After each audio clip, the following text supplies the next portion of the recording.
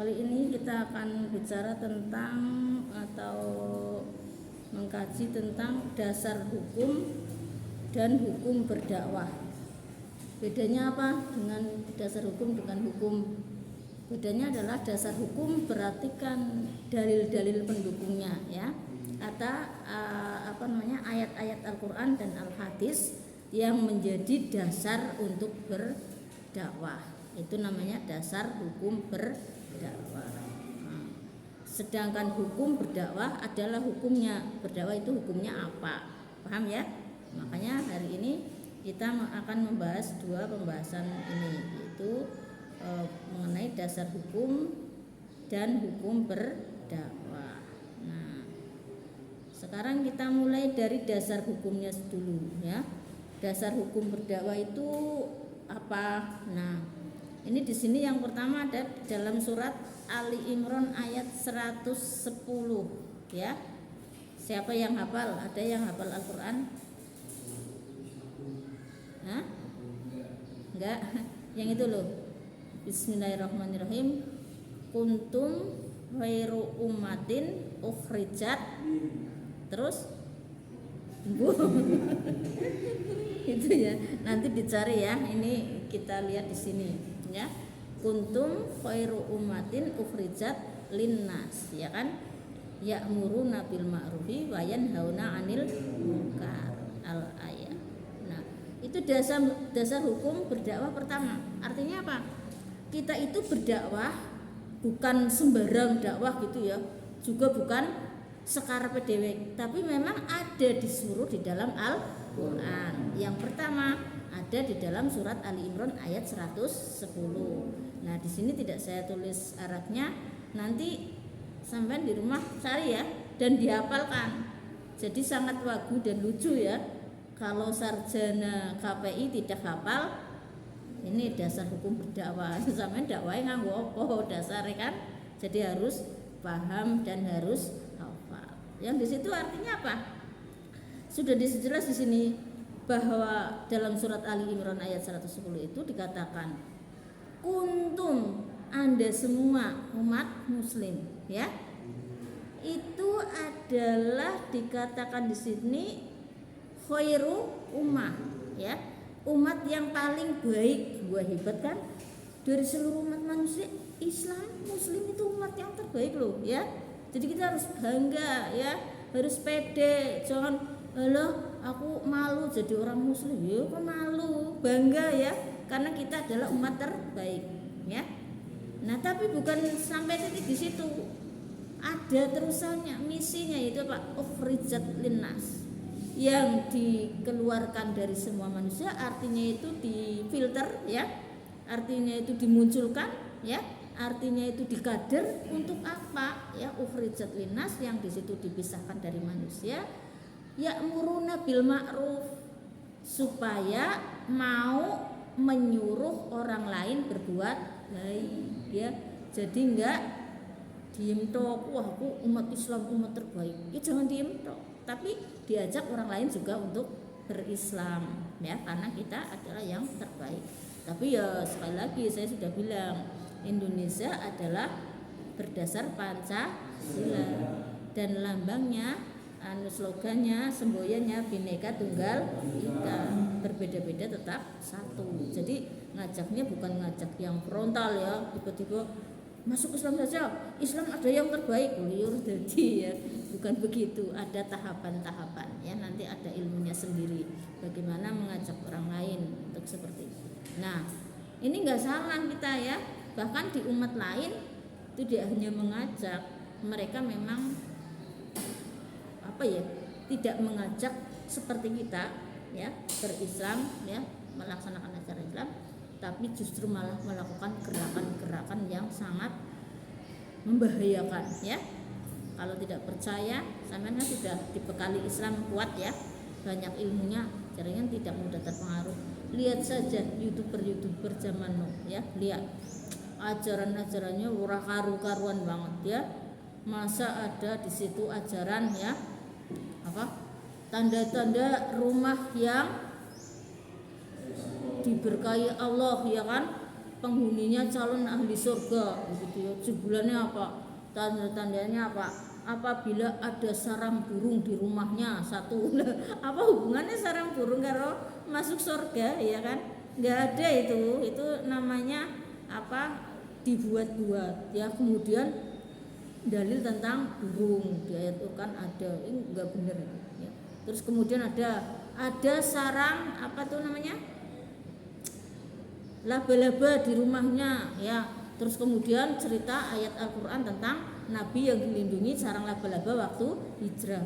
Ya tidak seperti itu, bukan berarti rumah yang ada sarang laba-labanya kemudian ada apa namanya, ada sarang burungnya itu calon tanda-tanda masuk surga, bukan. Itu berbeda ya. Ayat tentang sarang burung ayat tentang burung dengan rumah yang ada sarang burungnya, dan surga itu tidak ada kaitannya ya.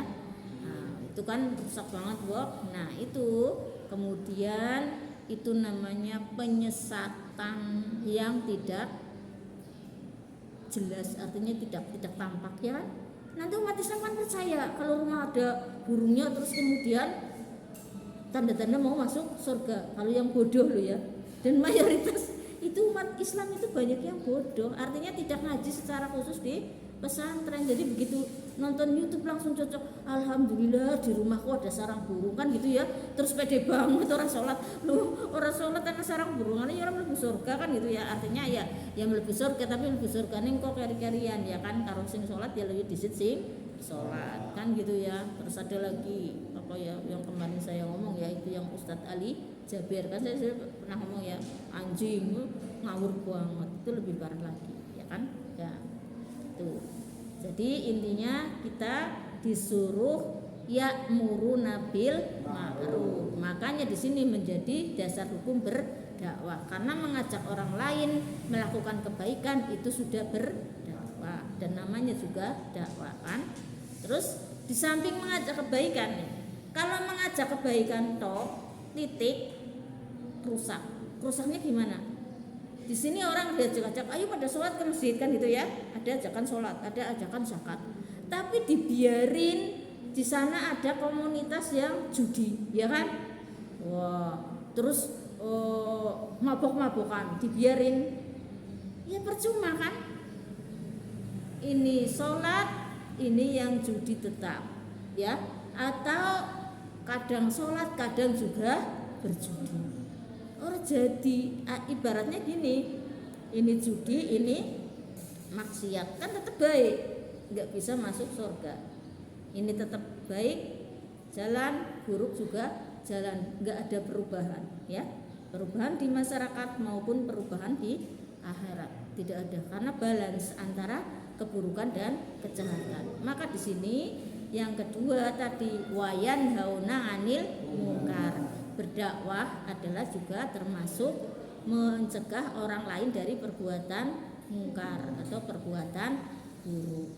Nah, itu ini surat Ali Imran ayat 110 ya kan. Nah, ini. Terus yang lanjutnya, dalam kenyataannya itu ada beberapa hal. Pertama, tidak setiap muslim dengan sengaja melakukan kegiatan dakwah, ya kan? Meskipun sudah ada dasar hukum surat Ali Imran yang ke-110 itu, dalam kehidupan sehari-hari itu banyak umat muslim yang tidak sengaja berdakwah. Paham? Tidak sengaja berdakwah, tidak menyengajakan diri untuk berdakwah, cuek-cuek saja kan? Ngapain juga ngajak orang lain masuk Islam, ngapain juga ngajak orang lain sholat kan gitu ya, diri sendiri juga nggak sholat kan gitu ya, payah lagi ya kan. Ada juga yang loh, bagaimana caranya saya melarang orang judi ya, saya siapa, nanti malah saya ditempiling gimana kan gitu. Nah ya kan, nanti saya malah dibenci gimana gitu misalnya. Itu berarti ini yang pertama, walaupun sudah ada dasar hukum ayat surat Ali Imran ini, ternyata banyak orang muslim yang sengaja tidak berdakwah, tidak sengaja berdakwah. Paham? Tidak sengaja berdakwah, maksudnya tidak menyengajakan diri untuk amar ma'ruf nahi munkar. banyak banget ya, termasuk Anda kan. Anda bukan pernah ngajak temennya, ini pada sholat ini pernah nggak? Pernah. Ya nggak pernah, mulai sekarang diniati dakwah ya. Kalau saya malah sudah nyelengin niat sama Allah ya. Jadi saya sudah bilang ke Allah, ya Allah, bismillahi fi awalihi wa akhirihi nawaitu dakwah Islam fi daiman hayati ya. Jadi niat berdakwah sepanjang hidupku ya. Karena dulu saya waktu muda nggak pernah niat kayak gitu ya. Jadi saya sekarang niat kayak gitu. Padahal saya dari muda berdakwah ya, dari aliyah kelas 2 saya ngaji kemana-mana kan berdakwah ya. Terus setelah lulus S1 saya sudah mendirikan TPQ Madin ya kan. Terus masih berdakwah sampai sekarang. Tapi nggak pernah saya niat seperti itu. Saya sekarang niat seperti itu. Jadi dari awal sampai akhir, dari mulai saya berdakwah sampai saya meninggal dunia, saya sudah berniat berdakwah kepada Allah kan gitu. Jadi nanti meninggalnya insya Allah dalam keadaan masih menjadi dai, amin kan gitu kan. Nah, saya juga sudah kepada Allah sering memohon-mohon, ya Allah tolong ya Allah jangan sampai saya kafir, nah, belum dia kan. Karena apa? Hadis Nabi itu ada yang mengerikan juga ya. Ngerinya gimana? Nabi itu bilang ada manusia yang ketika di Lauh Mahfud itu sudah ditakdirkan mau menjadi ahli surga. Ya terus ya di dunianya beramal ahli surga, terus orang mendengar dia rajin puasa, sholat, zakat dan semuanya dilakukan. Tapi ketika tinggal sejengkal kan segini ya, sehasta misalnya, atau segini bahkan ya sejengkal ya, setelapak tangan ini. Tiba-tiba malah melakukan dosa yang akhirnya masuk neraka. Kan ngeri kan? Jadi saya khawatir benar ya Allah dari kecil boleh menjaga iman. Dikira menjaga iman enggak sulit. Sampai enggak ya? Enggak sulit ya? Sulit ya? Kalau saya sulit luar biasa. Ngeri saya. Ngerinya dari sejak masih kanak-kanak tuh suka aneh-aneh ya. Saya tuh suka banget agama, suka banget Allah ya. Cinta ke Allah, cinta ke Rasulullah, semualah tentang Islam ya. Tapi sering ada bisikan-bisikan halus yang mengerikan banget ya. Tiba-tiba saya pernah ya, sampai saya kuliah S1 itu nggak percaya. Apa benar ya Nabi Muhammad itu nabi tuh ya. Saya ceritakan ya supaya Anda tahu. Terus kalau nabi, terus apa benar Al-Quran itu dari Allah bukan karangannya sendiri? Jadi persis cerita-cerita orang kafir kan begitu ya. Cuma bedanya kalau saya di hati saya sendiri bertanya-tanya, tapi saya sejak kecil Islam ya kan, saya sejak kecil juga sholat dan sebagainya, melakukan ajaran Islam, tapi ada bisikan semacam itu. Terus kemudian Allah ada benar apa enggak ya, terus wah runyam. Akhirnya saya kalau seperti itu langsung syahadat ya, istighfar ya tobat ya kan, terus syahadat, terus saya lakukan seperti itu. Tapi kadang-kadang muncul seperti itu ya. Suatu saat saya di pesantren S1 kayak sampean kan, saya di pesantren karena Iswatun Hasanah, saya tidur bermimpi ya. Di pesantren itu mimpinya apa? Mimpinya ketemu teman saya yang dari Cilacap yang namanya Ahmad ya. Ahmad itu bilang, itu remaja masjid, sama-sama aktivis masjid. Itu ngomong ke saya gini, kalau kamu nggak percaya Muhammad itu sebagai Rasul dan tidak percaya Al-Quran dan sebagainya itu, kamu lihat yang namanya muminya Fir'aun saja sampai sekarang masih ada gitu loh ya. Langsung tek bangun. Hah? Saya langsung sadar, oh iya ya, bagaimana saya tidak percaya. Muhammad kan setelah Musa ya, jauh ya. Nabi Muhammad SAW itu setelah Nabi Musa alaihi salam. Lah sedangkan yang zamannya Nabi Musa alaihi salam saja, yang di situ Fir'aun menentang Nabi Musa, muminya sampai sekarang masih ada ya. Nah, itu sebagai bukti bahwa Nabi Muhammad benar seorang nabi, Musa saja benar. Itu saja hati itu sering diliputi oleh setan ya kan. Kadang-kadang tetap ragu, kadang-kadang tetap. Dan kemarin ini belum lama, Selasa kemarin saya baru kuliah dari sini sama sampean. Pulangnya kan saya kan mesti kuliah kan pagi ya, pagi sampai nanti ya sampai jam 2 baru pulang. Lah pulang otomatis saya makan di rumah kan kesuwen ya, sama memang saya menyenangkan suami juga ya. Jadi saya itu dari saya ya, jadi makanya kalau rumah tangga tidak harus yang menjadi penopang ekonomi utama itu suami ya, tapi istri juga tidak apa-apa. Saya niati bismillahirrahmanirrahim, nawaituku aku sodako ya, jadi orang rugi ya. Suami hasilnya sedikit ya 10% lah, sampean berlipat-lipat persennya, terus marah-marah, rumah tanggane goyah, terus akhirnya apa namanya cerai, padahal kelemahannya cuma di ekonomi, kan rugi ya.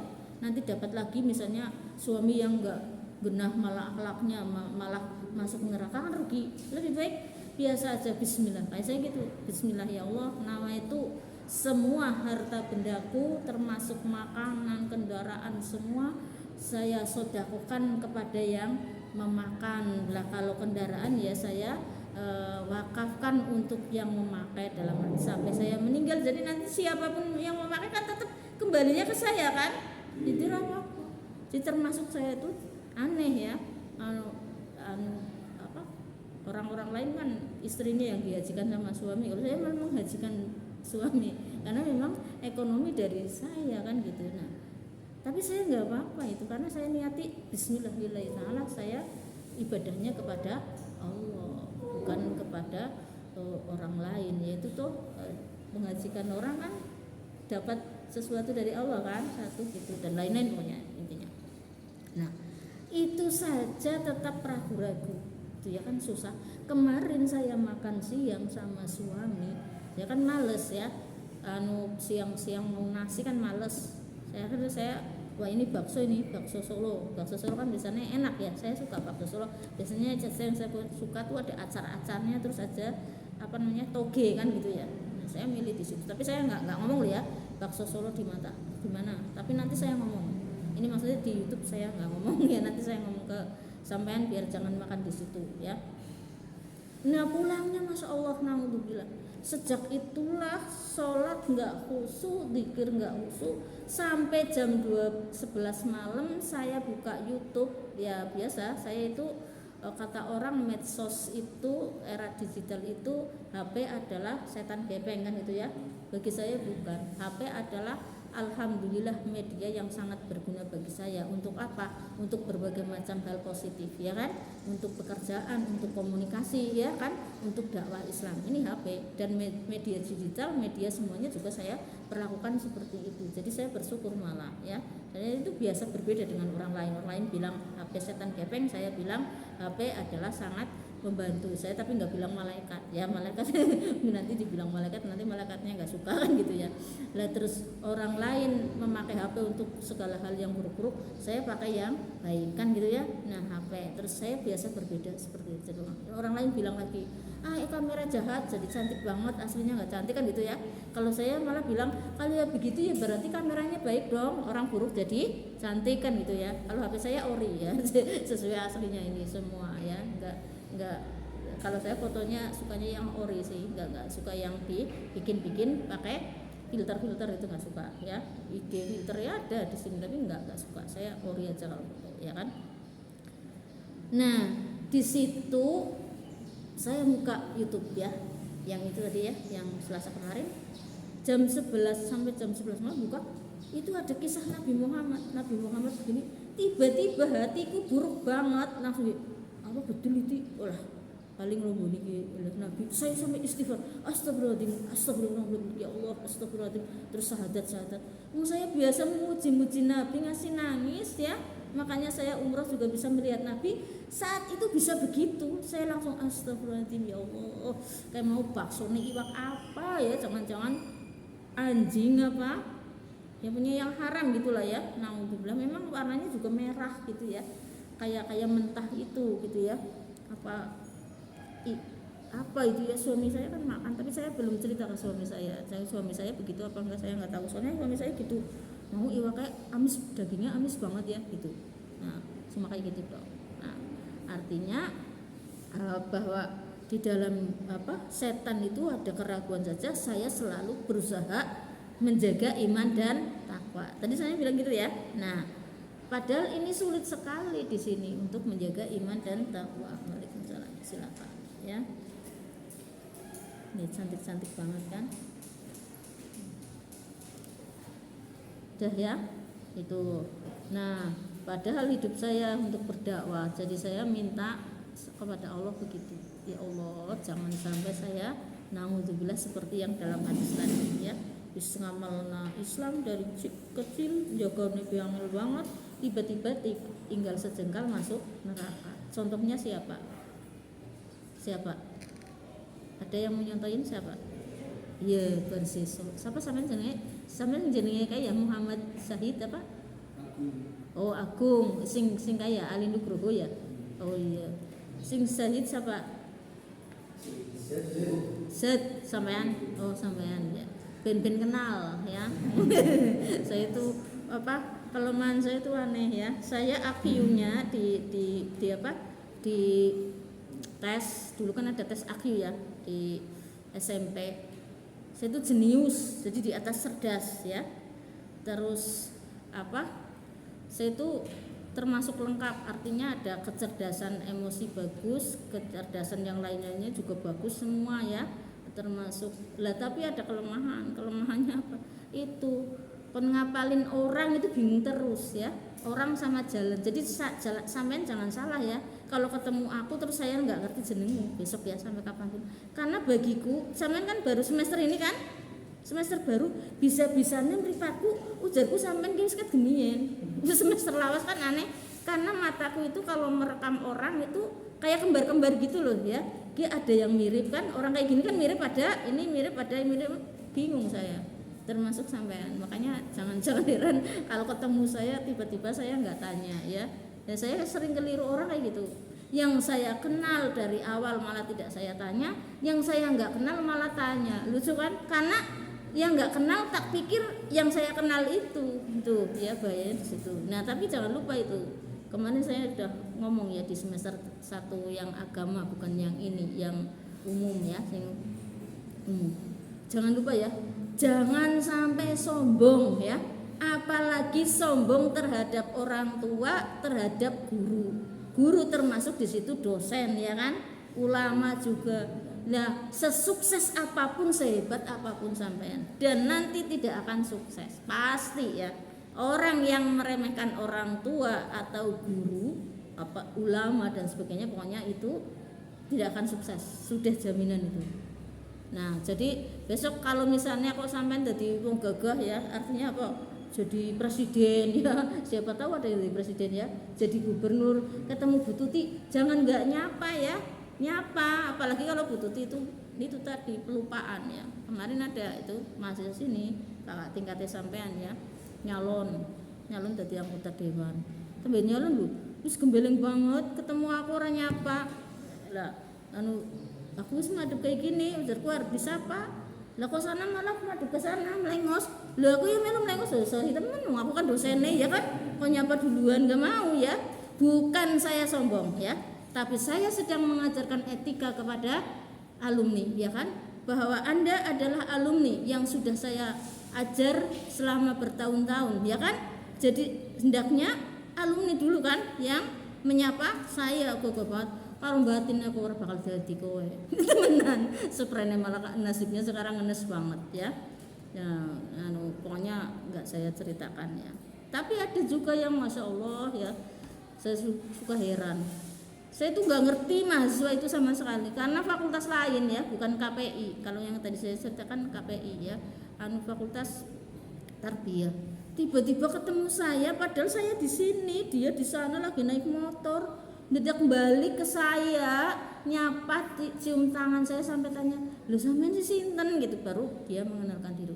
Artinya memang manusia itu beda-beda. Nah, itu memang dia sukses. Ya, artinya bahwa orang sukses itu pasti berakhlakul karimah ya, orang yang berakhlakul karimah. Kalau yang enggak sukses yang sukses tapi tidak berakhlakul karimah itu beda lagi. Artinya suksesnya itu sukses apa, dalam kategori apa kan gitu. Ya, oke. Tuh sulitnya menjaga iman apalagi berdakwah. Yang selanjutnya yang kedua nih. Yang kedua ini dikatakan juga tidak setiap muslim yang sengaja berdakwah ya, ini telah melakukan perannya dengan efektif ya. Yang pertama kan tadi, tidak setiap muslim sengaja berdakwah. Yang kedua, tidak setiap muslim yang berdakwah dakwahnya efektif. Jadi ada juga yang muslim berdakwah tapi orang efektif, dan banyak ya, dan mungkin termasuk saya ya kan. Kenapa? Saya kan dakwah ke panggung itu sejak remaja kan, sampai sekarang loh, sampai anak saya sudah menikah ya kan, sudah punya cucu. Saya cucunya 2 ya, usia saya sudah 55 sekarang ya. Nah itu hasilnya mana gitu loh ya, kan nggak kelihatan kan. Itu yang dimaksudkan tidak efektif. Kenapa tidak efektif?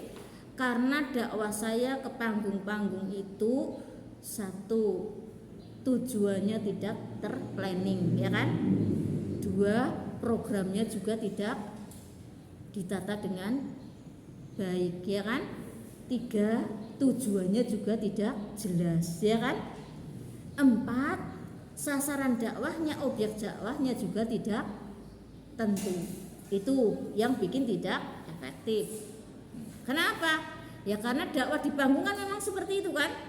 Kadang di pernikahan ya kan, kadang di sunatan ya, kadang di ulang tahunan. Saya semua momen ya sudah pernah ngalami semua insya Allah. Nah tapi dalam arti tidak efektif itu ketika saya misalnya kalau dikorelasikan dengan tujuan dakwah ya.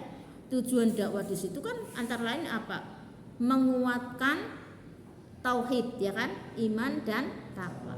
Tapi ketika saya ceramah di momen pernikahan kan tidak menguatkan tauhid kan, karena saya ceramahnya cuma bagaimana cara membentuk rumah tangga yang sakinah mawadah warahmah. Itu misalnya tidak efektifnya dilihat dari segi situ ya.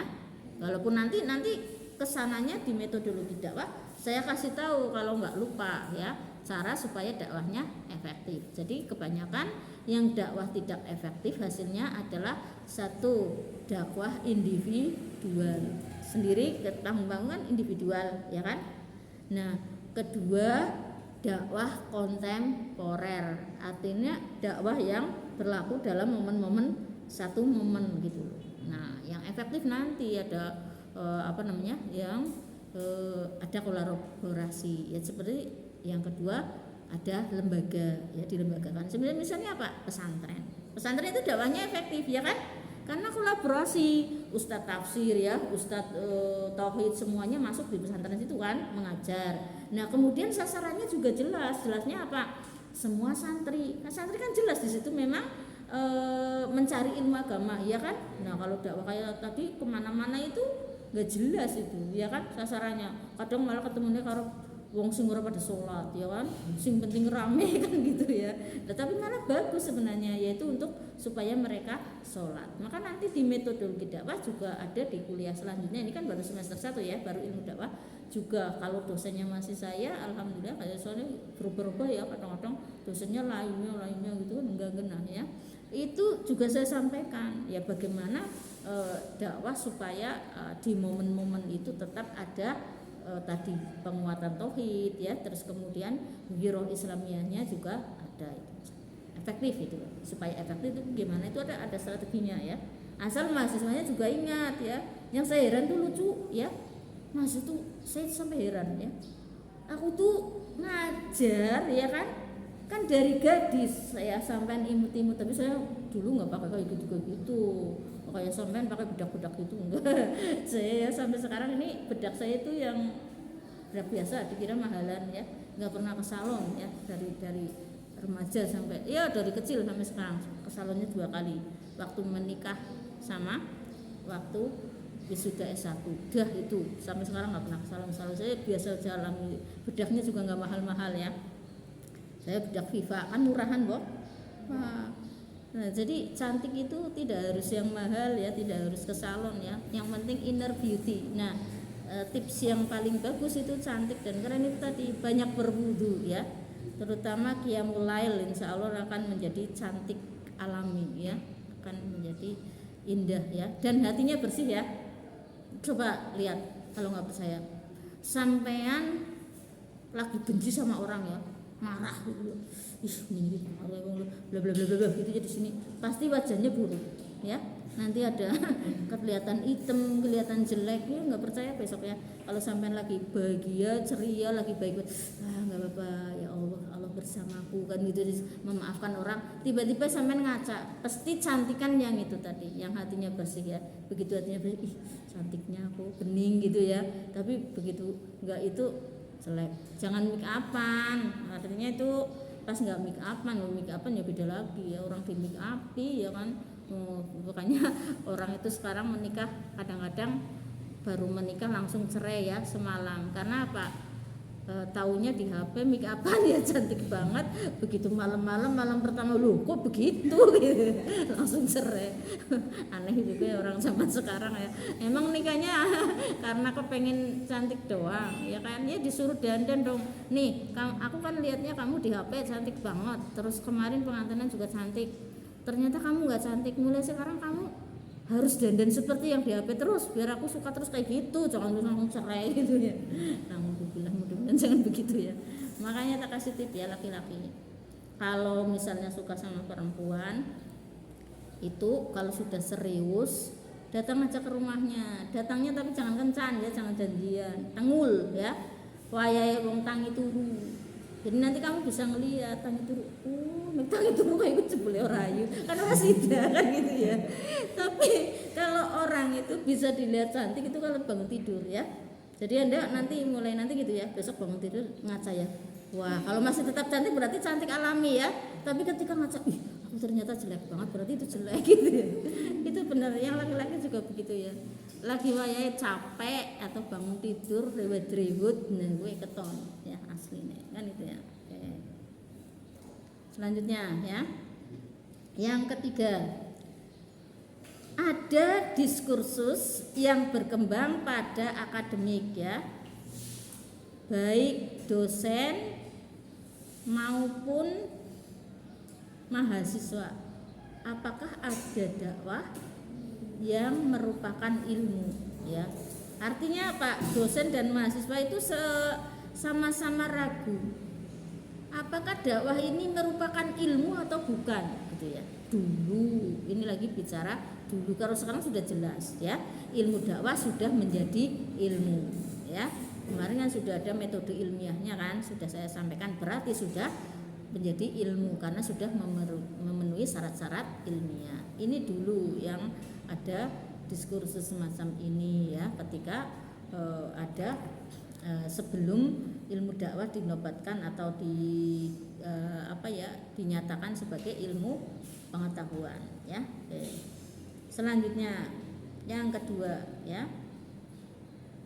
Nah yang kedua ini tidak saya tulis Arabnya juga ya, karena apa? Karena waktu saya menulis ini pas tulisan Arabnya kan ini disetting bisa nulis Arab juga laptopnya, error ya, dan sekarang juga belum diperbaiki, jadi tidak ada. Nah ini ada hadis ya.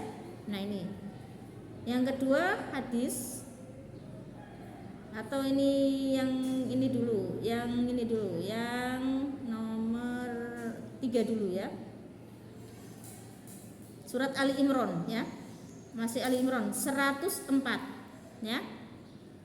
Surat Ali Imran 104 di situ mengatakan wal takum minkum ummatu yad'una ilal khairi wa ya'muruna bil ma'rufi wa yanhauna 'anil munkar. Ini yang tadi ya.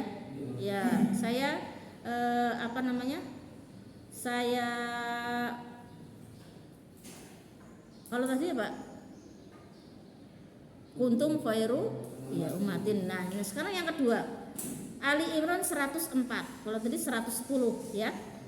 Wal takum minkum ummatu yad'una ilal khairi wa ya'muruna ya betul ya. Ya bil ma'rufi wa yanhauna 'anil munkar. Nah, ini di dalam surat Ali Imran ini ada 2 pendapat ya, ini di sini ya. Yang pertama Yang pendapatkannya kata min, punya spidol enggak? Kalau punya ada yang bawa spidol? Oh enggak ada. Ya oke, lihat di situ aja ya, di layar ya. Nah, tapi sambil dibayangkan ada Qur'annya ya. Nah, di sini ada Quran, dulu ada aplikasi Quran di laptop saya juga, kayak sekarang sudah terhapus ya. Dulu saya bisa tak liatin ya. Yang itu punya HP, jangan main HP baik, lagi ngapa itu HP-nya ya. Itu namanya HP-nya jadi setan gepeng gitu ya. Kuliah masih HP-an ya kan? Kuliah ya kuliah. Nah, kecuali kalau HP-nya buat nulis ya. Ini min ya. Min ini orang anak ini sih ya, orang anak spidole, orang anak itu diangel ya. Bisa membayangkan? Semua bisa nulis Arab kan? Bisa? Ngerti huruf Arab semua kan? Alhamdulillah. Ada juga loh yang nggak ngerti ya kan? Wal takum minkum. Minkum tulisannya min, nun, kaf, mim ya kan? Min, minkum kan? Laminnya di situ ya. Ini menyebabkan hukum Islam berbeda. Hukum berdakwah berbeda. Jadi kan dasar hukum sama hukum berdakwah. Nah, ini dasar hukumnya berarti yang kedua adalah surat Ali Imran 104. Nah, sekarang hukum dakwahnya bagaimana? Di sini di surat Ali Imran 104. Ternyata hukum berdakwah itu ada dua. Ya, yang pertama min tadi ya, dari kata minkum tadi, minnya apabila di sini nih ada tulisannya ya, diartikan sebagai litab'id. Litab'id artinya sebagian. Berarti kata-kata minkum adalah sebagian dari kalian semua. Kalau sebagian berarti hukum berdakwah apa? Fardu kifayah atau wajib kifayah. Artinya apa? Tidak semua muslim disuruh berdakwah. Cukup kalau sudah ada sebagian berdakwah, yang lainnya tidak berdakwah tidak apa-apa.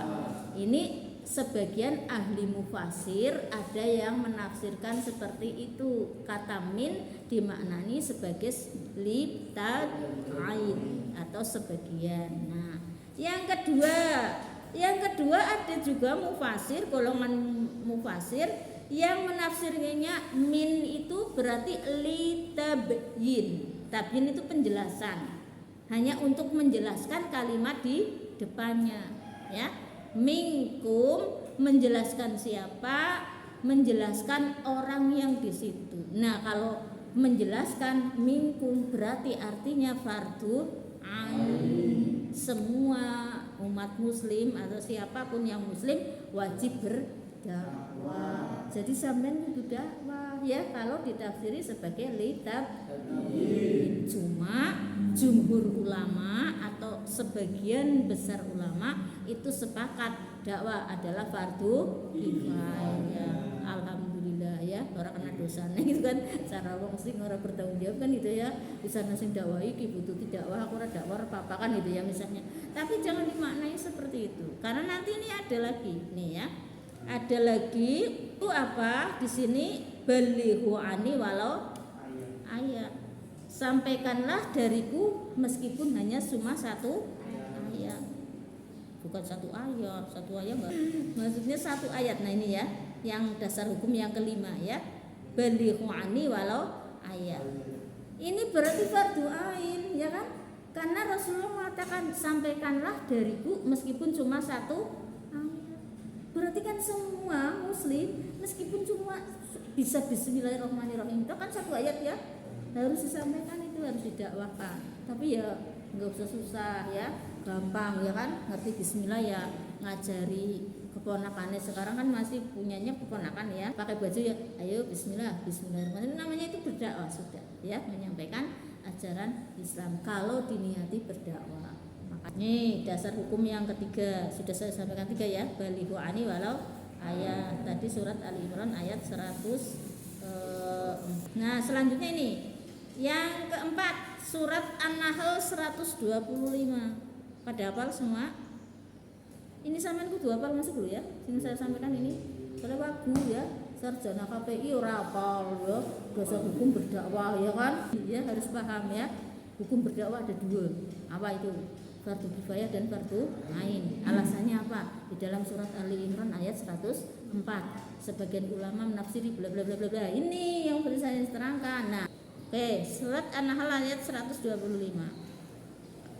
Ud'u ila sabili rabbika bil hikmah wal mau'izatil hasanah wajadilhum billati ya ahsan. Itu juga merupakan dasar hukum berdakwah. Saya tidak ini ya. Di sini ya Muhammad Abduh itu mengatakan kalau dakwah yang di di surat An-Nahl ayat 125 itu setidaknya ada 3, itu berlaku untuk orang yang berbeda-beda sasaran dakwahnya ya. Bil hikmah itu berlaku untuk orang yang pandai atau orang alim ya, atau ilmuwan ya, sarjana ya, dosen, itu pakai bil hikmah ya. Dakwah karo dosen karo sarjana diceramai itu tersinggung ya kan. Itu apa? Cara bijaksananya ilmuwan gimana? Ya mungkin ini sepertinya kalau seperti ini begini ya gitu ya. Setidaknya harus begini ya. Gitu kayak tidak menggurui gitu ya. Kayak tidak menceramai. Itu namanya dengan cara yang bijaksana, disesuaikan dengan ilmunya ya, ketinggian ilmunya ya. Tapi ini apa ya? Yaitu ciri-ciri orang pintar itu dan bijaksana itu seperti itu ya. Tapi orang pintar itu bukan berarti ilmunya luas dulu ya. Terutama adalah bijaksana. Ini yang sangat sulit misalnya ya. Ini bil hikmah. Yang kedua bilang mau'izatil hasanah. Mau'izah hasanah itu adalah dakwah dengan nasihat yang baik. Itu mudah. Jadi untuk kalangan yang pendidikannya rendah. Kalau tadi kan yang pendidikannya tinggi ya. Jadi kalau pendidikannya rendah cukup dinasihati sudah manut ya. Karena rumangsa bodoh. Nanti tapi kalau yang rumangsa ya kan ada juga loh ya, wis bodoh ya, orang rumangsa bodoh, ngeyelan, malah ngomai ustadz itu hasanah udah ya. Kalau sing bodoh ngerasa bodoh itu mudah dinasehati. Lah sing susah kan, wis bodoh, ngeyelan, orang rumangsa bodoh, malah ngelawan ya, malah rumangsa bener, malah ngomai ustadz, ngomai sing dakwah, dikira sing dakwah sing salah, rusak kita. Kalau usah diurusi wong iku ya, jurna bae kan kemarin saya. Berarti mujadalah atau diskusi atau berdebat tapi dengan cara yang baik. Enggak debat asal ngeyel, beda ya. Debat asal ngeyel, salah ora gelem, salah, enggak boleh. Sama Islam, kebenaran harus yang menjadi yang paling utama. Sampaikan kebenaran, sampaikan Al-Quran dan Al-Hadis. Jangan karena hawa nafsu, yaitu sekarang kan banyak ya dai-dai ya, youtuber hanya berdasarkan hawa nafsu ya. Jadi merasa pinter ya, kemudian merasa harus benar sehingga malu menyatakan dirinya tidak mampu, tidak bisa. Padahal seharusnya dai yang benar itu malah justru yang merasa kurang sempurna ya, karena nggak ada manusia yang sepinter Ali ya. Padahal Ali karamallahu wajhah yang pinternya kayak gitu, itu baru menjadi pintunya ilmu. Itu loh kita sing ora iso ngapa-ngapa hadis be apale paling kurang blindi ya kan. Sampeyan apal kan tiba-tiba merasa pinter, tiba-tiba merasa paling bener ya, nggak boleh ya. Ya, harus mengakui ini marro'a minkum mungkaron ya. Terus fal yughayirhu biyadi ya. Fa ilam yastati fa bi lisani, fa ilam yastati fa bi qalbihi wa dzalika ad'aful iman. Artinya apa? Orang itu berdakwah ternyata ada 3 caranya di sini di hadis itu, yaitu dengan apa? Yadih, dengan tangannya. Nah, Tangan itu berlaku beberapa tembiling. Turu ya tembiling ya. Jare bututi awas lho sing ki aja ngasih keliru ya. Iya. Oh jare bututi jare karo biadi. Nah apa sih? Ayo salat. Ora salat tembiling bet gitu ya. Bubar kabeh. Engko malah ora gelem Islam, bukan ya. Maknanya boleh biadi yang semacam itu, tapi makna yang dibalik itu sebenarnya ada makna hakiki, yaitu apa? Dengan kekuasaan. Jadi makna yadi itu bukan tangan beneran tapi kekuasaan. Misalnya apa? Wah, kata Bu Tuti kita harus berdakwah. Saya tidak bisa jadi dai ya kan. Ilmu saya pas-pasan kan gitu ya. Mau ngaji sudah berbuah kepengen bojo kan gitu ya misalnya nanti ya. Atau itu lahirnya apa? Tapi aku kepengen dakwah. Caranya gimana? Nyalon ya kan? Nyalon jadi bupati kan dia kekuasaan bupati ya kan, begitu jadi bupati kabeh sing maksiat ditutup gitu kan ya kan, ora ulih mabok, ora ulih zina, niku jenengane dakwah dengan kekuasaan ya, walaupun tidak sefrontal itu caranya ya, artinya itu caranya ada peraturan, ada strateginya ya kan, peraturan bahwa apa namanya, mulai sekarang ya kan ada jam malam misalnya untuk remaja ya. Jadi remaja itu tidak boleh keluar malam di atas jam 9. Itu kan sudah mengurangi kan? Mengurangi apa? Mengurangi kerusakan karena biasanya yang namanya kejahatan itu timbulnya di tengah malam terakhir ya. Jam 12 itu kan ngisor ya. Jadi yang anak bocah kok jam 12 bengi sih kelayaban, kuwi kudu didemek ya. Anu ngapa gitu ya. Orang kita ngegim tok suwi ora genah ya kan? Karena setan itu bahasa agamane kuwi nang kono pada bekerja ya. Nah, kan itu misalnya ya, terus lagi jadi bupati ya. Anu melarang zina, tempat zina ditutup gitu ya. Itu sudah otomatis ya kan?